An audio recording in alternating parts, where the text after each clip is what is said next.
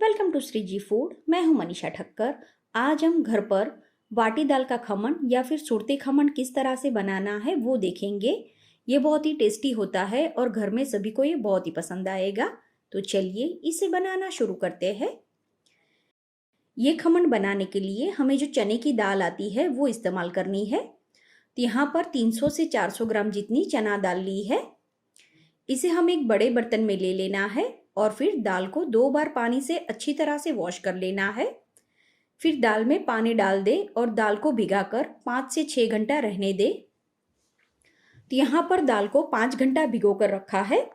तो आप देख सकते हैं 5 घंटे के बाद दाल अच्छी तरह से भीग गई है। अब दाल में जो पानी है वो हम हटा देंगे और भिगाई हुई दाल को हम एक मिक्सर जार में ले लेंगे।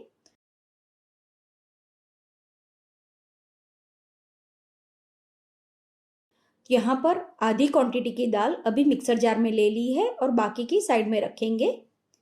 फिर मिक्सर जार में आधा चम्मच नींबू के फूल डालें, जिसे टाटरी भी बोलते हैं।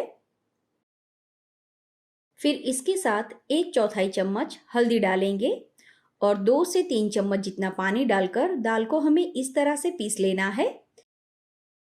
जब आप दाल को चेक करोगे तो इस तरह से इसका सूजी जैसा टेक्सचर होना चाहिए। इसे ज़्यादा बड़ा या फिर बारीक नहीं पीसना है।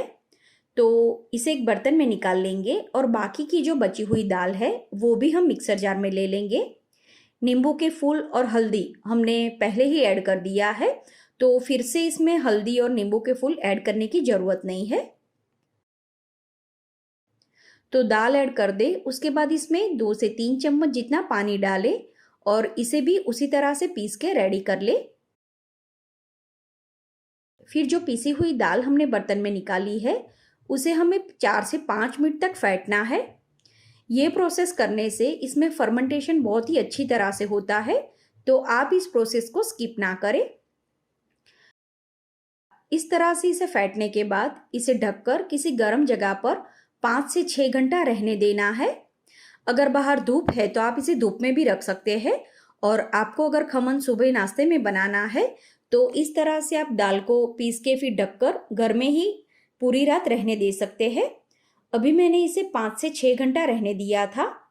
तो आप देख सकते हैं 5 से 6 घंटे के बाद इसमें अच्छी तरह से फर्मेंटेशन हो गया है। जनरली जैसा हांडवा ढोकला का या फिर इडली डोसा का बैटर फर्मेंट होकर डबल हो जाता है, उस तरह से ये डबल नहीं होता है। लेकिन जब आप इसे चेक करोगे तो इसमें इस तरह से जाली दिखेगी और ये जो बैटर है वो भी थोड़ा हल्का लगेगा। तो इसे यूज करने से पहले अच्छी तरह से चला लेना है। अभी ये जो खमन का बैटर हमने बनाया है उसे अगर आप ज़्यादा क्वांटिटी में बनाकर फ्रिज में स्टोर करना चाहो तो 2 से 3 दिन तक स्टोर भी कर सकते हो। अभी हम ये सारा बैटर यूज करने वाले हैं, तो बाकी के मसाले भी हम इसी में कर देंगे। तो सबसे पहले तो इसमें 1 चम्मच अदरक हरी मिर्च का पेस्ट डालें। फिर इसमें पौने से 1 चम्मच या फिर स्वाद अनुसार नमक डालेंगे और फिर इसे मिक्स कर लेंगे। ये मिक्स हो जाए उसके बाद इसमें 1/4 चम्मच हम खाने का सोडा डालेंगे।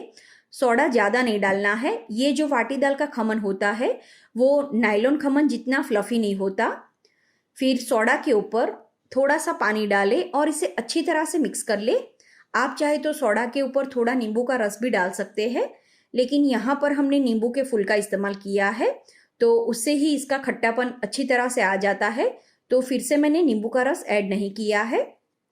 तो पानी और सोडा मिक्स करने के बाद इस तरह की इसकी कंसिस्टेंसी होनी चाहिए। ये बैटर ना ही ज़्यादा गाढ़ा और ना ही पतला, उस तरह का होना चाहिए। तो अब खमन बनाने के लिए हमें स्टील की या एल्यूमिनियम की थाली लेनी है। तो यहाँ पर मैंने स्टील की थाली का इस्तेमाल किया है। जो भी बर्तन हम यूज़ करते हैं उसमें पहले तेल लगा देना है। फिर तेल लगाई हुई थाली में हम ये बैटर निकाल लेंगे। तो अभी जो मेजरमेंट लिया उससे इस तरह की 2 थाली खमन बनकर रेडी होता है। इसे इस तरह से थोड़ा लेवल में कर दे। अब इसे स्टीम करने के लिए बर्तन में पानी गर्म करने के लिए रखना है। पानी जब उबलना शुरू हो उसके बाद ही खमन की थाली इसमें रखनी है। तो अब ये पानी उबलने लगा है तो खमन की थाली हम इसमें रख देंगे और फिर इसे ढककर हाई फ्लेम पर 20 मिनट के लिए स्टीम करेंगे। इसे बीच में खोल के चेक नहीं करना है। 20 मिनट के बाद ढक्कन हटा दे और इसे चेक कर ले। तो खमन पका है कि नहीं वो चेक करने के लिए चाकू या टूथपिक का इस्तेमाल करें। अगर वो साफ निकलता है मतलब कि ये अच्छी तरह से कुक हो गया है। अब गैस बंद कर दे और खमन की थाली को बाहर निकालकर रूम टेम्परेचर पर आने तक रहने दे। फ्रेंड्स, बहुत लोगों को ये कन्फ्यूज़न होता है कि खमन और ढोकला दोनों एक ही होता है।